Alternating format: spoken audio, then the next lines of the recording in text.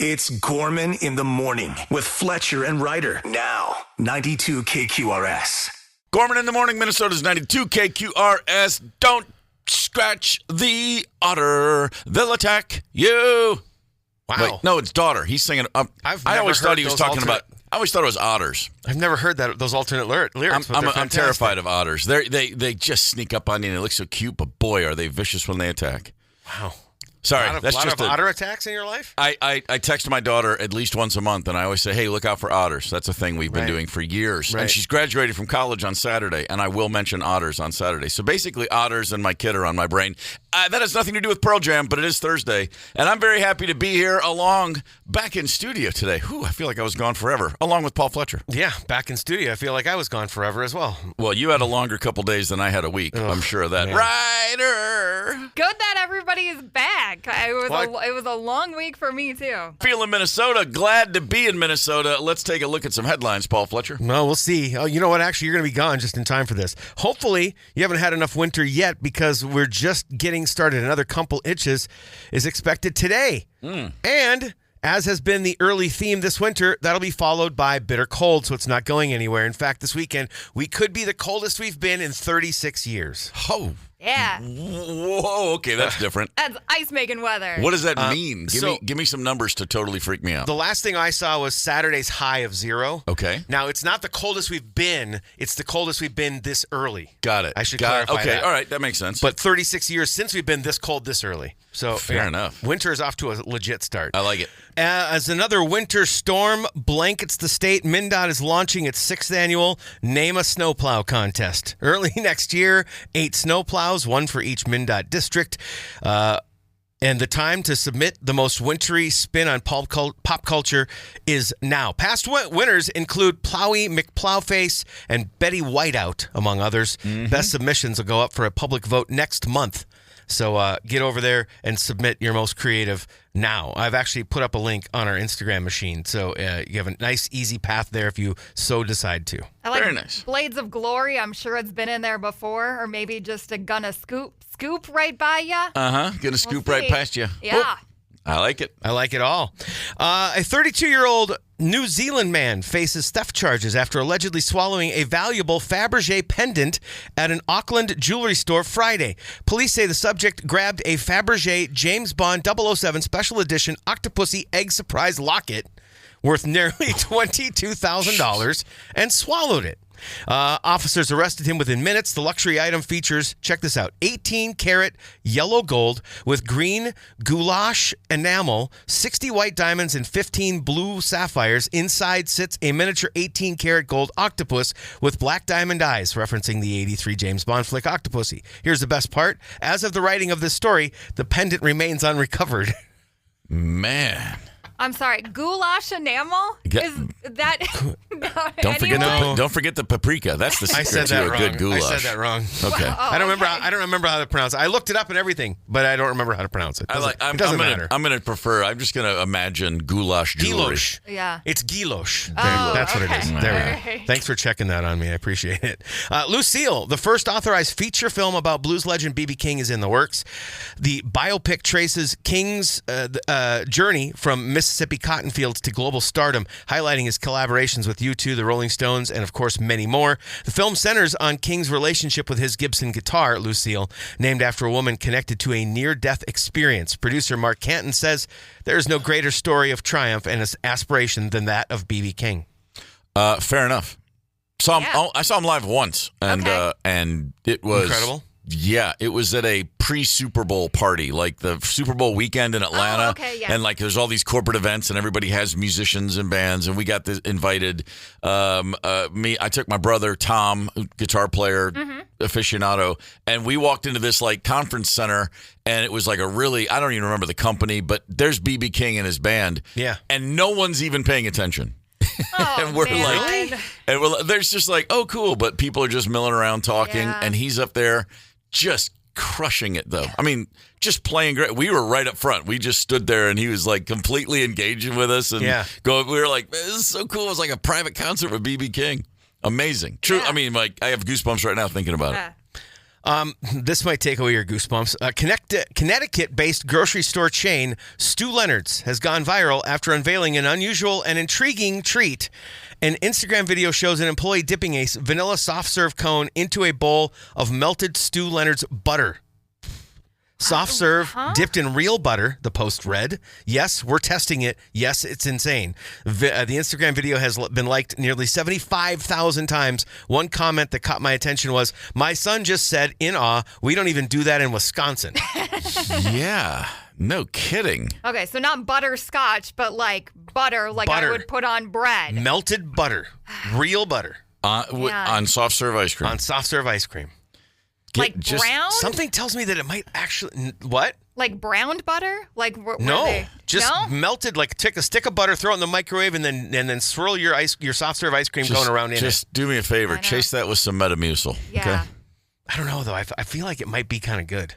Ugh. I'm sure your arteries agree with you. Oh my god! Yeah. I can't imagine that they do. They're That's rough. actually begging me right now, and I'm just thinking about it. Ouch! Yeah, that gives me chest pains. Nobody won last night's $930 million Powerball jackpot. So, And I bought a ticket the other day in Chicago. I felt good about it too. Yeah? The guy handed it to me, and I was like, "Man, there's This something is about gonna the be the look in one. his eye. This gas station, this clerk, this ticket. That's a winner." But you're telling me I didn't win. well, they're saying nobody won, so I think that includes you. Man. Unfortunately, this Saturday will be the next drawing, estimated to have grown over $1 billion with a cash value of approximately $461 million. I think that'd be Okey-doke. enough, right? I'd do it. That'd do the trick. Yeah, that would do the trick. The Beatles are back in the top 10 on 5 Billboard charts thanks to Anthology 4. They are the top album sales. That's crazy. It's funny how that works. Top current album sales, top rock and alternative albums, top rock albums, and indie store album sales. The 36-track Anthology 4 collection features 13 previously unreleased tracks from the Beatles vault, and the rest are reissues. The set is also at number 48 on the Billboard Top 200. Not bad for a band that's hasn't been around for 55 years. Not bad at all. I'm just thinking. So they pulled the plug in 1969 on that band. That's a long. That's 56 years. Yeah. Longer than I've been alive. Who was the number one box office actor that year in Hollywood? Who was in any other realm of the world, whoever was on top of the world in September of 1969 when John Lennon said, "Hey, I'm leaving," and they all said, "Yeah, good." What are those people doing now? They ain't doing what the Beatles are doing. Nope. John Wayne. It just there That you puts have it in perspective. It just completely boggles the mind. They're the only in the way we look at, like, there's Mozart, there's Beethoven. There was so many people writing and there were so many classical composers, and there's a handful that everybody knows by name. Right. And 200-300 years from now, there will be like, oh, there was this period of time and there was this band called the Beatles, and everybody will forget everybody else. Right. It's just incredible. Uh-huh. And then a girl named Taylor Swift showed up, and then music went away forever. It's going to be a sad story, but thankfully we won't be alive for it. A Waterbury, Connecticut man liked a car so much that he stole it twice. Last month, Aaron Rodriguez de los Santos, it's got a lot of words in there, followed a woman home. As she got out of her Honda Civic, he pushed her aside and took off with it. The car was recovered, but the suspect still had the key fob. So he went back and took it again. Wow. This time, the cops arrested him about an hour after the theft, and now he's finally facing charges. Can't let go of that friggin' Honda Civic? What's happening? Sweet Civic, man. I believe the term is objectophilia, when you fall in love with an inanimate object. Oh, okay, yeah. Yeah, I saw a documentary on it once, and there was a woman who was in love with her wrought iron gate. And she would literally she would get like, "Oh, I mean, just looking at me, so beautiful." Oh. And it was a sad story, but of course I just laughed and laughed. It was the craziest thing I've ever seen. I don't know how you don't laugh at that. That's good stuff. Wow. It's nutty is what it is. And there was another woman who was in love with the Eiffel Tower. And literally, she was like, I would marry the Eiffel Tower if the French government would allow it. I mean, they do romanticize that sucker. It's in a lot of romantic movies. They sure do. Yeah. And I mean, I'm a sucker for a beret and a baguette just like anybody. And I mean, the Eiffel Tower is a little more understandable than a rusty gate. Well, that's true. That's true. Not a whole lot of sports as in like what's going down, but tonight the Dallas Stars are in town. You can smell them already. They've got a 10-point. They're 47 points. We're sitting at 37. This would be a nice win. This would be a really beautiful time to pick up 3 points. Yeah. Anthony Edwards has a new TV project called Serious Business with Anthony Edwards on Amazon Prime. Okay. They've put out the first trailer, and he is competing against Lily Zhang, a 6-time U.S. national champion at ping pong. Oh, And I like this. he mentions that give me 18 months of practice and I would be a world champion at ping pong. Okay. He says on the show, among other things, I just think I'm the best at everything I do, which is like exactly why you should be a number 2 guard in the NBA. Right. If you don't think you're the best at everything you do, you're in the wrong business. Correct. I want to see the snow shoveling episode. Come on, Ant. Yeah, there you go. Another quick NBA note. It's astonishing that no one's talking about the fact that the Oklahoma City Thunder have the best 25-game start in NBA history. That would be 24-1. Oh, Holy geez. cow. They beat the Phoenix Suns last night by 50. Okay? Actually, 49. Sorry. It's absolutely absurd. They are averaging their winning differential. They are averaging wins by 17.5 points over 24. They're 24-1, and they're winning by 17 points every game. They're still playing an NBA schedule, right? They are playing an Oh, my NBA God. schedule. It's absolutely absurd. They're so good, it makes no sense. And by the way, for the first 20 games, one of their starters from last year's championship team was not playing. Oh, and they have 2 number 1 draft picks this season because their general manager is a genius. Do we even finish this season No. or just give them the trophy right now? And then finally, you may have seen this, just Big Ten football news from our friends in Michigan and Ann Arbor. Head coach Sharon Moore fired yesterday for cause. Which means there's no $14 million buyout, which means they just get to say goodbye and wash their hands of him because it was found that he had an inappropriate relationship with a staffer. Yeah.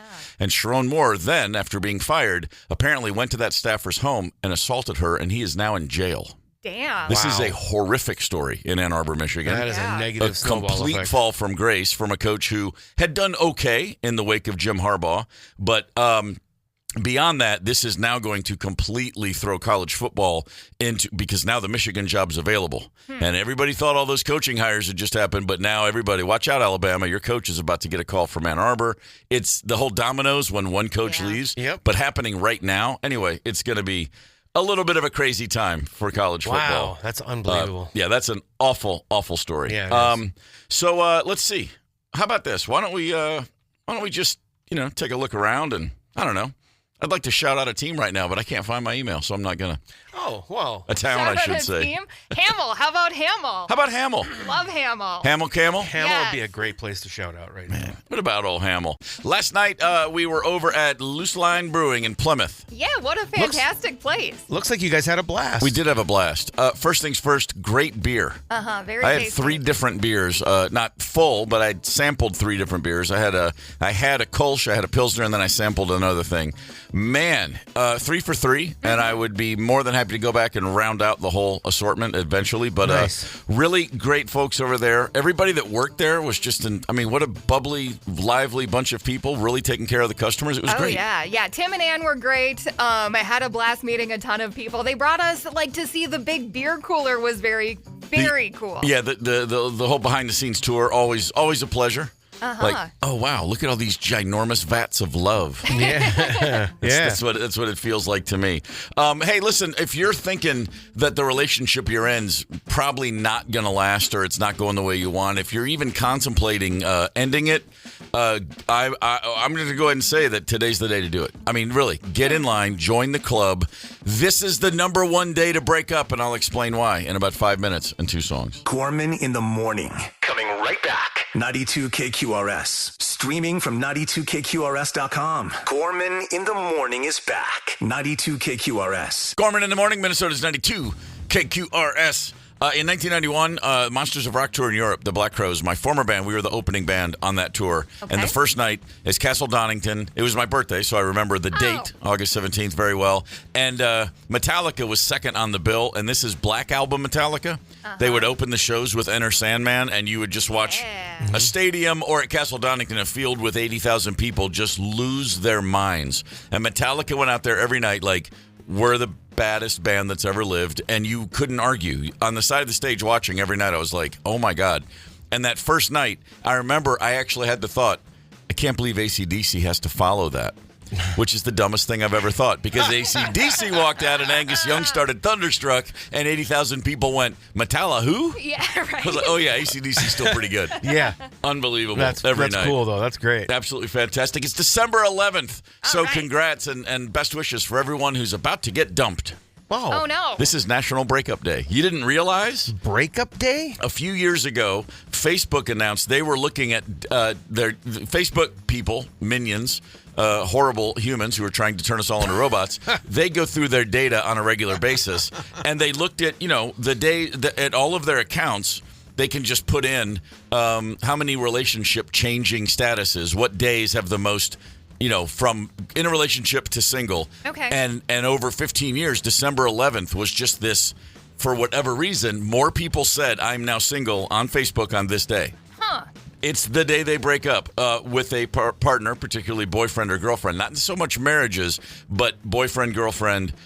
This is a day people get dumped. And ever since then, it's known as Breakup Day. And the thinking is this. Well, first of all, any idea why that might be? What do you think if I say that? December 11th, what is it about this day, Ryder, that makes people go, I think I'm out? I don't know. Well, you said not marriages, and I'm like, don't you need to get your divorce done before the tax year is up? Well, that could be that, sure. Why are you breaking up with your partner? Because you don't want to be stuck with them all winter. Because we're definitely in, I think, what the kids used to call cuffing season.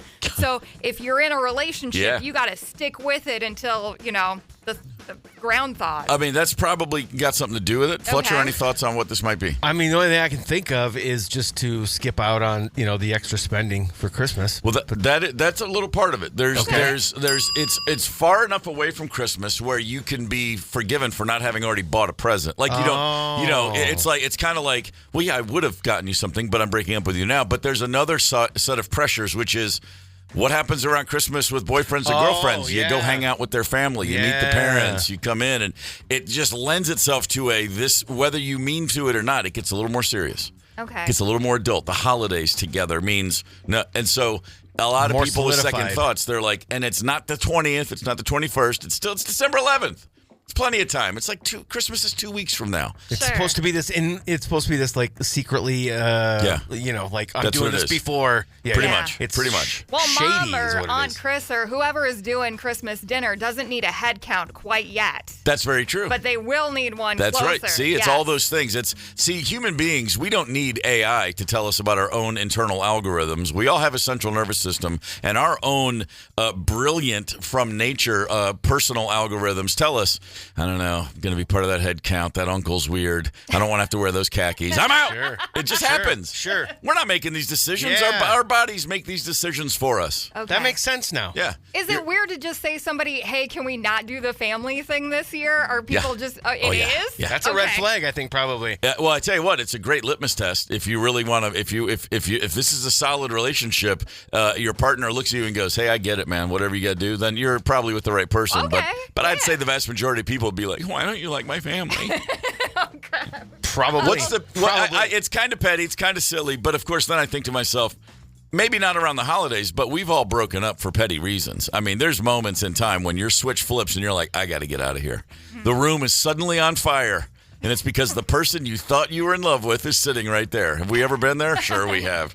I'm curious. What's the most ridiculous reason you ever walked out on a boyfriend or a girlfriend? 651-989-ROCK is the Luther Westside Volkswagen talk and text line. So I'm kind of surprised it's not like the week before Valentine's Day. That's a close second. Oh, this is number one. Okay. Number two is a couple weeks out from Valentine's. Okay. Yeah, because they aren't hanging out with anyone's family around Valentine's Day. That's true. No. But there's so much pressure, so much made-up garbage pressure around that day, and that's all. There are all kinds of reasons we break up with people, and looking back, generally speaking, plenty of them are real dumb in hindsight. You just go, wow, it was that simple, was it? I was dating a girl, my first high school girlfriend, my first real girlfriend. Sure. I mean, we sat next to each other every day at morning assembly. We held hands in school. I mean, it was like, we're out, we're open, we're proud, we're in love. I was asked to be the altar boy at her sister's wedding. Okay, we've been dating. We've been together almost a year. Her older sister's getting married, And Did you have altar boy experience? No, I mean, I'm okay. Catholic, was raised Catholic, but I had never been an altar boy. Okay. But I was like, well, how hard can it be? I've watched these guys do this my whole life. Sure. And it was fine. The priest just tells you what to do. Stand here, go over there, hold this. It's fine. Okay. Right. But so I'm up there, next to the priest at the altar looking out at the church. And as the wedding procession starts, I see my girlfriend, who's a bridesmaid, walking towards me. And the first thing I noticed was her hair had been done up in there was like it looked like, I don't know, mint sprigs or some crap in there. And it had all these weird braids that were piled up on top of each other. It was very fancy. And that bothered me at first. I was like, what? It looks like a squirrel's nest on your head. And then, and then as she's walking up the aisle, she's staring at me. And her look was saying, this is going to be us one day getting married. I know it. Oh, no. That's what it was. Not in high school. And in that moment, as her sister is about to be married, I said, I'm breaking up with her tomorrow. And I did. I was like, Yeah. I can't take it. The heat's it's too hot in the kitchen. I don't think that's petty. It was. I think that's legit as hell, It especially was at that pretty age. legit. Yeah. I'm props to you for waiting until after the wedding. I couldn't was do it over at the and reception. waiting for the next day. So Yeah. that was a good call. Hey man, I'm nothing if not kind of classy. If it was a movie with Vince Vaughn or something, you would have just yelled out, "Hey, we're breaking up!" Yeah, that's exactly right. Yeah. Well, Ran out of the that's what I wanted to do.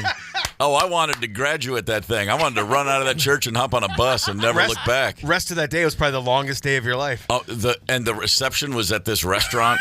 I walked in. I was like, "This is like a little old lady restaurant. Like old, I felt like any chair I sat in would break, and it was like, this is where old ladies meet for tea." And I was like, so uncomfortable.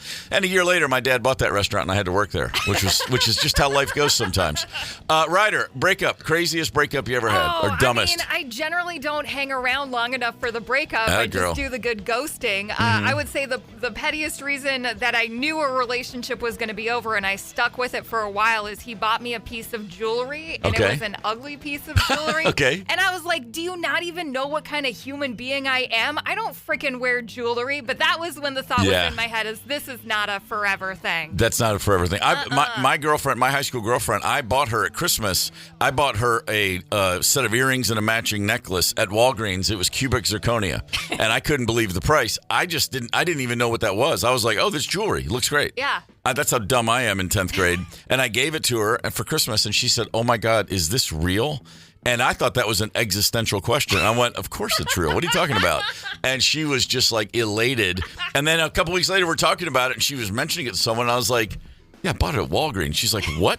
And she goes, what is it? And I was like, I don't know, it's cubic zirconia or something. She was like, I thought it was real. And I had no idea what she was talking about. But then when she told me I thought it was real diamonds, that's when I was like, what? Yeah. I don't even have a job. 651-989 wrong is your Luther Westside Volkswagen Talk text line. Oh, yeah. Dave says, my last girlfriend said me or my dog. I picked my dog. Oh, well, Again. yeah. I don't know that most people would consider, dog owners would consider that petty. I would pick a dog that I was if I were driving my dog to the vet to say goodbye and someone said that, I'd be like, I'm taking the dog. Yeah. What kind of human being says something like that? Dean says, I went to a new girlfriend's family for Thanksgiving, broke up with her because they refused to serve gravy. Apparently, Dad didn't like it. I told her I can't be with anybody that doesn't like gravy. Attaboy. Attaboy. Who doesn't like gravy? I know there are different types of gravy, so I get it if you don't like a certain kind of gravy, but You just cannot as a marry whole? into that family. No. A family without gravy is a family. Hang on. Gravy, wavy, lavy. I can't figure out the rhyme. Paul, what Yeah. else you got? I've got one. Okay. Fourth or fifth date in my mid-20s. Okay. I'm starting, I was just born and raised the guy who was looking for the one, right? Okay. Not just playing around, you know what I mean? I was actually, and so we're like fourth or fifth date, and we're out to dinner, I don't remember where, and we were it was a sports bar type of a place, and there was a hockey game on, and I swear, I'm telling you, this isn't revisionist history, I'm like glancing at the game from time to time. Right. She says, are you going to just watch that game the entire time we're here? Like, I'm engaged in conversation. I'm just glancing You know every what now that and sounds then. like to me? What? An invitation to watch that game. Yeah. Yeah. Well, you know what? Like- I did watch the rest of the Yeah, game. you I did. paid attention to the rest of the game, Sure and you the next did. day I said, you know what? Attaboy. If you can't appreciate some hockey, then we can't be together. I told the story once. I almost 4 months into my marriage, I almost ended it over a World Cup game. Brazil, Sweden, '94. The fight at halftime almost ended my marriage. That's right. There's a real come to Jesus with Rosemary Gorman. Let me tell you something. You need to get your arms around this right now. If there's a game on that I'm invested in, there's no arguing until the game ends. We are delaying fights while football is happening. Right. And she's just like, okay. And then at halftime, she's like, I can't wait anymore. And I'm serious. I was like, I'm out. I can't do this. Wow. Yeah, it's going to happen, though. I love the Gorman marriage advice, though. I find that super helpful. Well, got to do what we can. Absolutely. We're going to keep going back to this. This is a deep well, of course, on the text line and the Facebook page. Craziest breakups, the reasons that actually, I say they're embarrassing and silly, but they really make perfect sense in hindsight. Yeah. No gravy, no problemo, nothing. Gorman in the morning. Coming right back. 92 KQRS. Streaming from 92KQRS.com. Gorman in the morning is back. 92 KQRS. Thank you very much. Thank you very much. Thank you very, very much. Thank you very much. Gorman in the morning, Minnesota's 92 KQRS. Rank you very much indeed. We're going to give you our top 3, and we ask you to do the same on the Luther Westside Volkswagen Talk and Text line 651-989-ROCK. Today's topic, Christmas cookies. Yeah. What are your top 3 Christmas cookies? Let's get it going with our number 3s. Ryder, what do you got? I already had to leave so many things out. Yeah, I'm regretting my list already. Okay. Here's where we're going to start. Number 3, they're the Russian tea cakes. Are you two familiar? It's got familiar. It's got the powdered sugar. It's got the pecans in it. It's for people who like savory stuff more than they like sweet stuff, probably. Okay, I'm in the market for that. Man, Grandma Amy really nailed it. If you need to go buy some, I think a baker's wife in South Minneapolis will sell them to you. And what are they called? They're the Russian tea cakes. Okay. But I had to leave so many things off to put that one on. But man, they're tasty. Oh, I know exactly what those are. I'm looking at them. Yeah, sure. Do you call them something different? I don't call them anything. I've just had them. I just see them and I eat them. Yeah, okay. Russian tea cakes. Yeah. All right. Yeah, the smooth, nutty. Yeah. All right. Yeah. I'm down. I like it because I am more of a savory than a sweet guy. For sure. Paul Fletcher, number 3. Well, mine is very much sweet. Spritz cookies. Spritz cookies. Butter, sugar, vanilla, and almond extract are the 2 main ingredients to give it the flavor. I read something that describes it as a cross between a cutout sugar cookie and shortbread. Okay. To kind of give you some context there. Mom used to shape hers like in a wreath. And at the bottom, she'd put a little red heart or a red hot or 2. Oh, nice. Like the cinnamon red hot. Yeah. That rings a bell. I think that blend, like kind of the sugar cookie meets the shortbread, sort of took away some of the sweetness, but you didn't have as much richness. So it just sort of like just laid there in your mouth perfectly. They're delicious. tough. They're tough to make. You have to get specialized equipment. My mom and her friend to get together and do these and make 3 different colors. So we have red, green, and like the kind of vanilla looking color or whatever. I had to leave that one off the list. So this is not unlike eggnog to me, which is there are cookies that I will obviously I don't eat a lot of sweets, but there are things that around the holidays I just think, I got to get some of that. I mean, like I would never have eggnog otherwise, right? And I'll only have a little bit because you just need a taste to remind yourself that's good, but I just want a little. But the Christmas cookie scene, I'm like, I find myself, it's all the thing. So my number 3 is very basic, but gingerbread cookies. I would no sooner eat a gingerbread cookie in the spring or summer than I would dye my hair red and have people call me Ginge. I mean, it's just not something I think of. But when I see a gingerbread man cookie on the table and it's holiday, I'm just like, I just have to go eat like 3 of those. No. Interesting. No thanks. No? Not even making my top 10. First thing is just bite the head off. It's like a reverse game of hangman. You just, and then the little feet and the little hands, and then, hey, do a little voice from the guy from Shrek. It's all in my head. I got to eat some gingerbread cookies. Do you know the Muffin Man? That whole thing. Come on, man. Gingerbread. I want to say I'm never going to eat these cookies, but I do want to be around you when you're eating them. You know what? Yeah. I actually have that thing where I'm like, I'm kind of salivate. I mean, I can taste them. Yeah. Yeah, I got to get some gingerbread today, probably. It's so funny. You know it would have happened between now and Christmas where I would have seen one and been like, oh my God. You can eat mine. Okay. Sounds like Great. Ryder's as well. Fair enough. That's more for you. Perfect. We've come to a consensus. Yeah. I get all the gingerbread cookies. Yeah, me Ryder, too. what's your number 2? Number 2, and it's mostly because of the labor that goes into these, but my mom was a freaking expert. It would make the entire house stink, and I definitely appreciate them more now than I did as a kid, but they are rosettes. Rosettes. Yes. Okay. So rosettes, it's some specialized equipment, but it's basically just Oh, fried yeah. dough with powdered sugar on top, Yeah. but they're super, super thin. Oh, Yeah, right. it's like the crepe version of a cookie, or Yeah, maybe that's a even good way to describe it. Maybe even Yeah. like thinner than that. That's but like Basically fried dough. very Yeah. very Thin fried Scandinavian dough. too. yes, Yeah. they Yeah. break. Is it okay? Yeah, it is They- Scandinavian. Yeah, I think it is. They break off, and they just melt in your mouth. They're Yep. so freaking good. But I think Yeah. at one point my dad's like, "Stop making the rosettes here. Go over to your friend's house because Yep. it smells so bad One with of all my- the Yep. oil." I don't know that we called them rosettes, but Imelda would rock those as well. The deep Okay. fried and the whole thing. Yeah. My grandma on my dad's side, she would make these. It wasn't a staple, but she made them from time to time, and Yeah. they are good. I'd love to disagree, and I'd love to give Ryder crap, but no, I can't. Those are pretty damn good. You're number 2, Paul Fletcher. My numero dos is the tried and true, the wonderful Norwegian kringle. Kringla. Soft, tender. They kind of melt in your mouth. They're shaped like figure eights. You can find them Oh, at yep. specialty gas stations now and then. Ah, the figure 8 cookie. I know what that is. I see it. Yeah. It's not.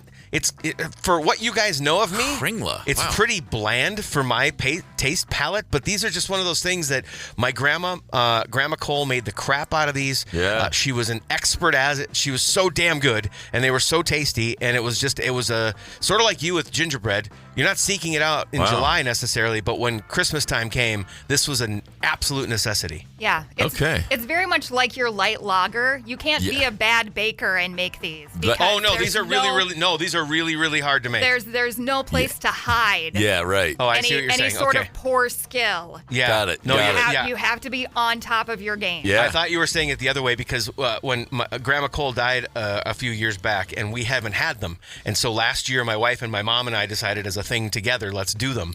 Holy hell, they're difficult. Yeah. Like Right? getting them Yeah. right because the dough is very, very sticky. So you have to put a ton of powder on the sheet. Sure. But if you have too much, Right, it of ruins it. course. It's just, Yeah. oh my God, they're maddening. Yeah. But we got them pretty well by the end of Christmas last year. There's a reason grandmothers make cookies because they've been ruining them for decades before you're born. Then by the time you get there, they've figured it out. Yeah. It's all trial and error. Absolutely. What's your number 2, man? Well, I also have a Scandinavian cookie, the Freshky Fishky. No, I'm making that up. No, I don't know. I was just picturing salmon cakes with chocolate. No. Sure. My number 2 is talk about a Pavlovian impulse that hits me every year. I discovered this by accident, but this is something I've done for years now, and this is I'm very curious. as we're decorating the house and especially the tree, I go retrieve from the freezer some of last year's Girl Scout Thin Mints. oh, That's a thing with me. Okay. Because it happened one year accidentally under the frozen pizzas and chicken nuggets. I was like, hey, there's a box of Thin Mints from, because they come out like in the spring. Yeah. Like, Right. and March, so to I find some sell in 'em. December, Thin Mints, I was like, ooh. And we just wolfed them all down and had like a nice, oh, what a surprise. Didn't expect Thin Mints right now. And then this is when Marley was selling Girl Scout cookies. Yeah. And that year, as we stacked up, I threw a box in the freezer and just knowing I would wait. And now it's a thing. There's Thin now Mints you in our purposely freezer right now. save some? Yeah. There's Thin Mints in the freezer right now, and they will be eaten this month. I don't know. Kind of feels like cheating to me. It's totally cheating. Okay. Yeah. It's got nothing to do with Christmas. It's a total personal, just a weird thing. I'm super jealous of this because Yeah. my sweet tooth would never allow them to get to December. It's Oh, yeah, not yeah. possible. No. It's important. It's important to honestly forget they're there, and then at some point it'll just remind me. Wait, Only I could do that. Wait, there's Thin Mints in the freezer. Rank you very much. Best Christmas cookies. The text line has been lit afire. Gorman in the mornings. Text line, the Luther Westside Volkswagen, I should say, talking text line, 651-989-ROCK. Big Lake Nate says, spoonful of peanut butter between 2 Ritz crackers dipped in milk chocolate. Grandma was the best. Oh, I know those. Yeah, it's pretty great. They had Yeah. little sea salt on top of those suckers. Oh. If you're doing it right, 100%. Rochelle calls in or chimed in with number 3, white chocolate dipped pretzels. Number 2, peanut butter Hershey's Kisses. And number 1, Swedish tea cakes. All righty. All right, let's get our number 1s. Ryder? Man, I'm a little embarrassed about this one because the other 2, you take quite a bit of skill to get them right, but this one's so simple. It's the Doesn't only matter. Christmas cookie that I can make. It is my favorite. My family just calls them green cookies, but it's the Kellogg's Corn Flakes, the little Reese that are dyed green with the Red Hots. So it's just cornflakes, marshmallows, butter, green food coloring, and then you throw some Red Hots on them. What? Shaped like a wreath. Yeah, and my mom didn't want to putz around with that, so instead of doing Christmas Reese, she just called them Christmas Swag, and it's just a blob. Wow. This is all new to me. Yeah. I can't even picture it. I think I made some last year, but it was when you were away, so everybody else in the building had them. All right. But yeah, they are, in my family, we just call them green cookies. Well, let's whip up another batch. I don't eat enough green things, I'm told. I've been doing grocery shopping for my mom because her building's elevator is broken, and she had me pick up all the ingredients last week. I was elated. Awesome. All right, I like it. Oh man, you know what's funny is we just made a batch of this stuff. Yeah. Just in a pan though, and so we can just pick at it. Unfortunately, we made it on Monday night, and if you remember what happened to me Monday night, I won't be eating these again for a long time. Okay, sure. Sucks, man, because it ruined one of the things I loved. I'm with you up until now. No longer can I side with that. Good, more for me. Yes. My number one, peanut butter blossoms. Need I say more? It's the best thing ever. Okay, which ones are peanut butter blossoms? That's the one with the Hershey Kiss in the middle. So you got the peanut butter cookie, the peanut butter cookie, and you push the Hershey's Kiss down into the middle. I've made this joke before when it comes to food, but this I legitimately mean. Mom makes a batch for everybody and makes a batch separately for me. That's how much I love them. Yeah. Wow. She's awesome. It's like, honestly, I could have went peanut butter blossoms, and peanut butter blossoms. Got it. They're so damn good. And my mom's awesome at them. Do you pop the Hershey Kiss off and just eat it separately on like half of them? Because I do that. When it depends on the situation. If I can be patient enough to let them thaw out, yes, then I'll try to get a little taste of Hershey's Kiss in every bite. But when they're frozen and you just can't wait, you pop the thing off and then eat the whole thing together as one. Yeah. Wow, fair enough. I love those so much. I can't wait. My number one, I don't even know what they're called. Oh. It was that weird total goop, no bake.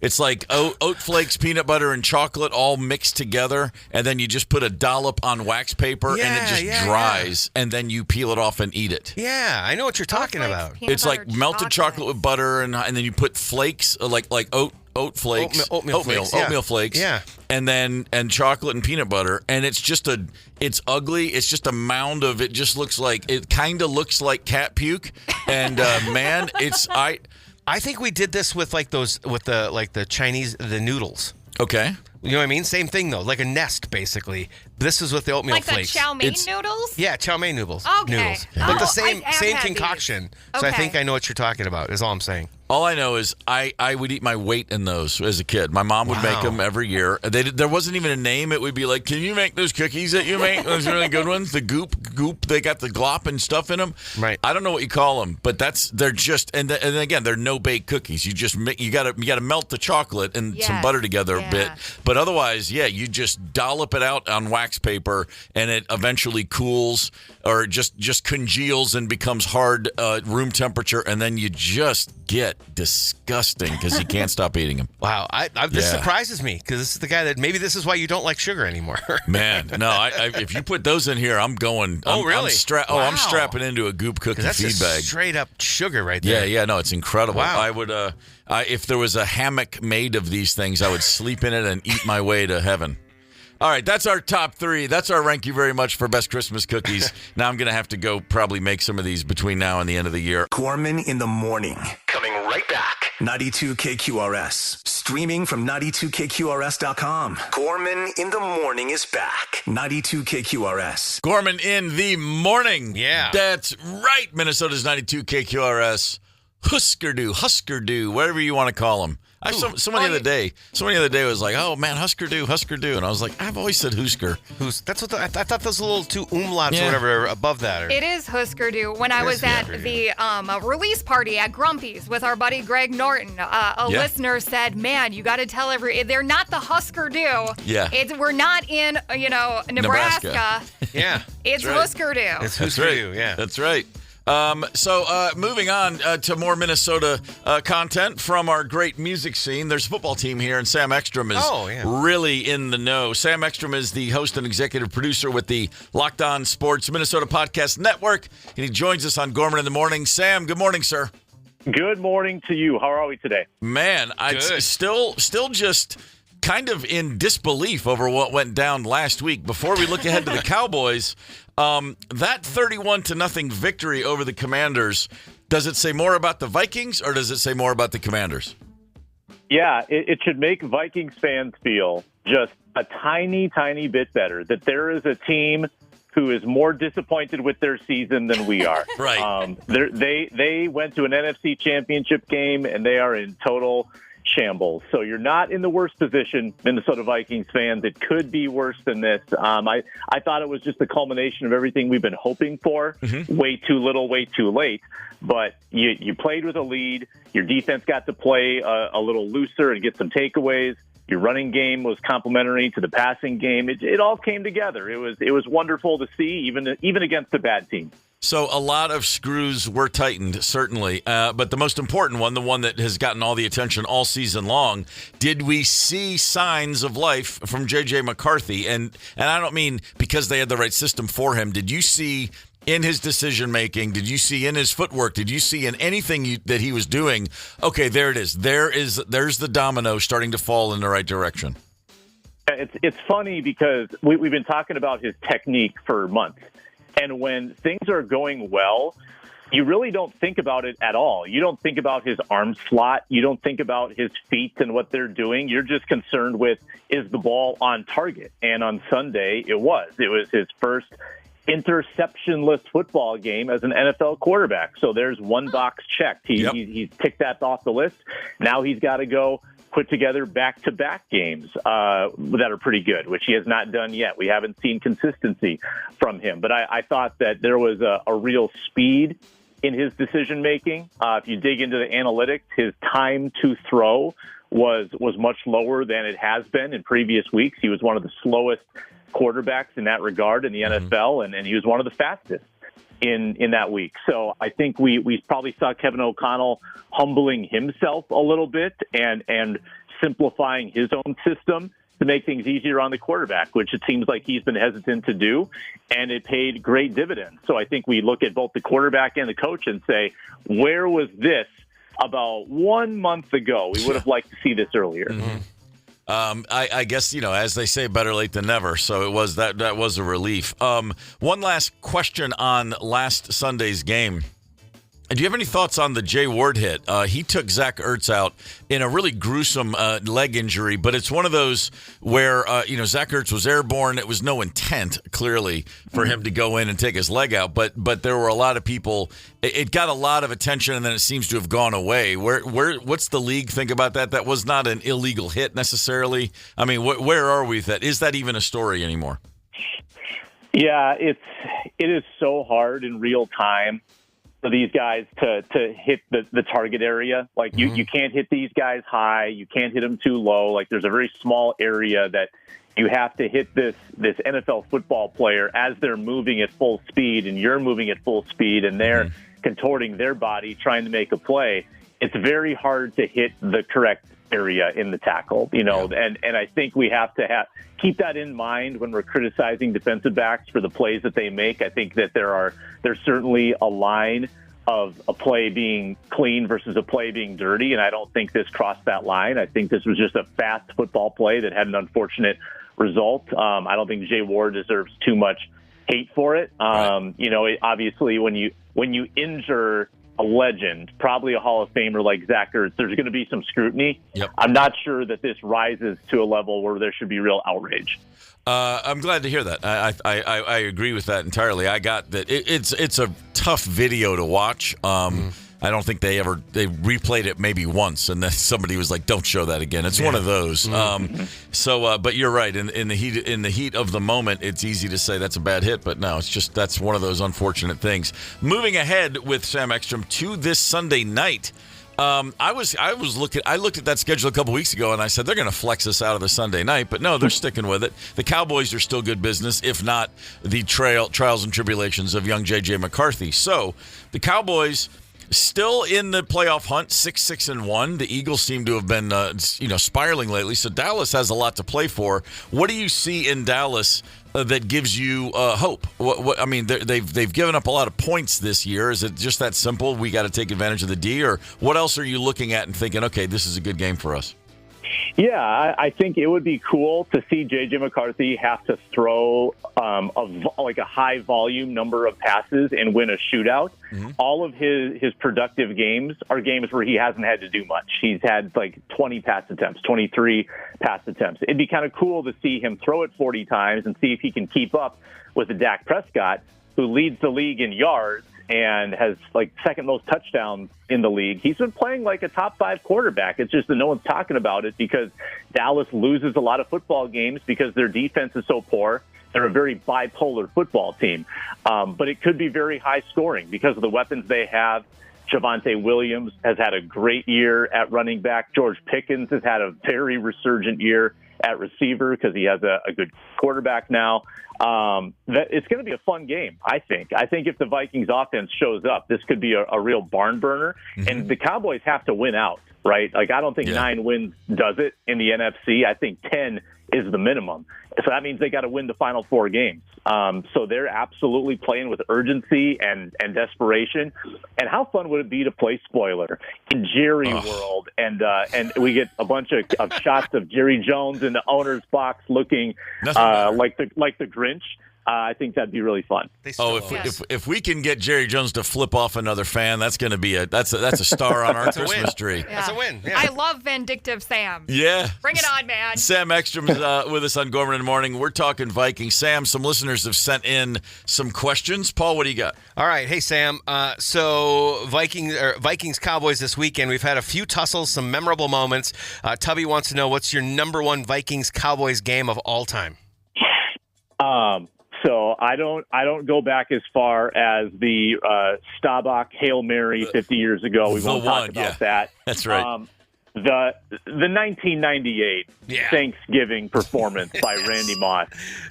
3 catches, 3 touchdowns, 150 some yards. Absurd performance that absolutely cemented him as one of the best receivers in the game.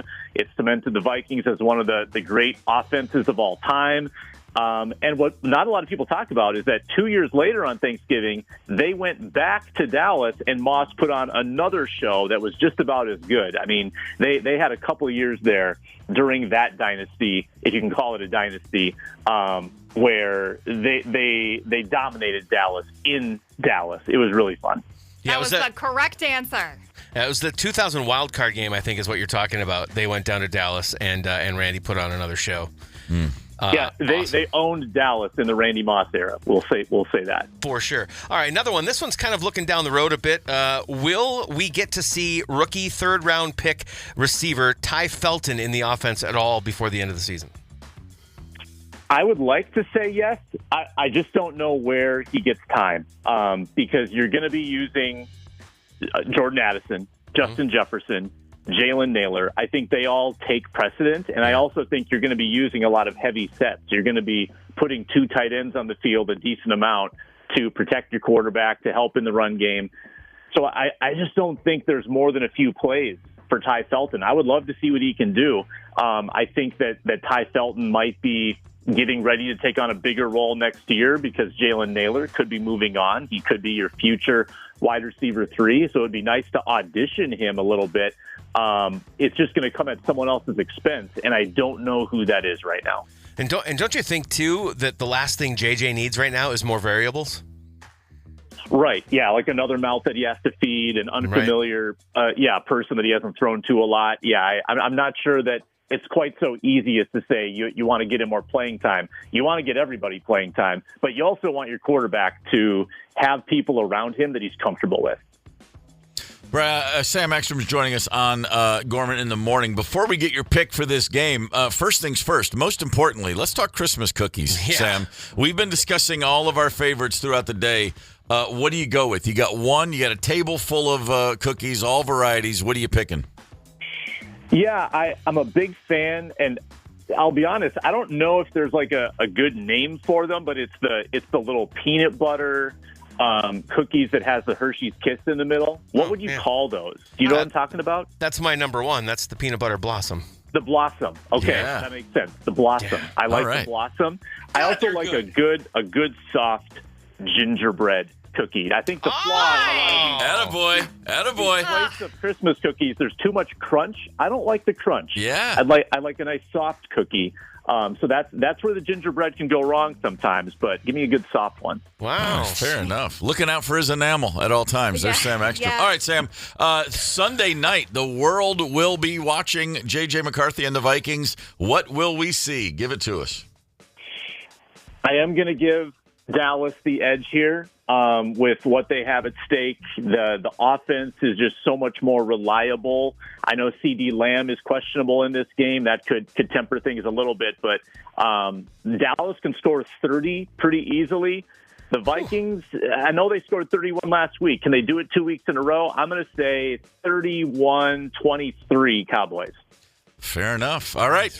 Looking forward to it either way. Sam, always a pleasure, brother. Thank you. I appreciate it. Take care, Sam. Wow. See, I'm not alone on Gingerbread Island anymore. No. I appreciate that. That was nice. He was winning my heart all day until he said that. What's this anti-ginger thing you got going on? They're just not. Not even like a top 50 cookie. Okay, all right. What is the cookie called that has like the white frosting on top of molasses or gingerbread or whatever? Is that like an Aunt Sally or something? Not ringing a bell at all? I don't have it on Sally. Don't know that one. Never mind. Never mind. Okay. All right, it's time for the last word. I think we probably all heard that story. The guy that developed the modern flush toilet, his name was Thomas Crapper. Yes, exactly. Now the truth is, there was a guy in London in the 1800s. He had a company, a plumbing equipment company called Thomas Crapper. And Co. But he didn't actually invent, as it turns out. There was a few people assumed it, and he was a part of a guy selling that furniture, those pieces of equipment, I should say. But he didn't actually invent the flush toilet. It makes for a good story. I want it to be true. Right. However, the boardwalk. Let's discuss the boardwalk. Okay. Late 1800s, all these beach towns on the East Coast. All of a sudden, these boardwalks are popping up all over the place. It's a cool place to have, food and carnival events and raffle. I mean, just all sorts of fun with these beach towns.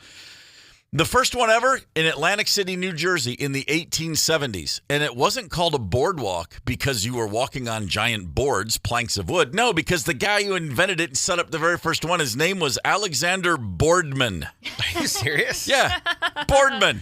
No way. I guess with a name like Boardman, you're just going to figure out a way to utilize long wooden boards before it's all said and done. So, think about that. Like, we'll call it what are we going to call this? Call it the boardwalk. Hey, that's a great name. Yeah, because we're walking on boards. No, it's because it's my name, damn it. Yeah. It's just a weird one. Wow, that is. I would have always thought it was just the boards. Exactly. That's what I would have thought as well. Wow. Fletcher, what's coming up on 92 KQRS? You know what we'll do? We'll get you to lunch, and then around lunch, you get that you fall off the cliff, sort of. Sure. Keep you going with commercial-free music just after 11:45. And, that's what's coming up. Very, very and nice. And get you to Jade this afternoon. There you go. Let's do it. That's a plan. Keep it right here. Minnesota's 92 KQRS. Gorman in the Morning is also Gorman on the go. Get the 92 KQRS app and stream live or catch the Gorman in the Morning podcast anytime. 92 KQRS.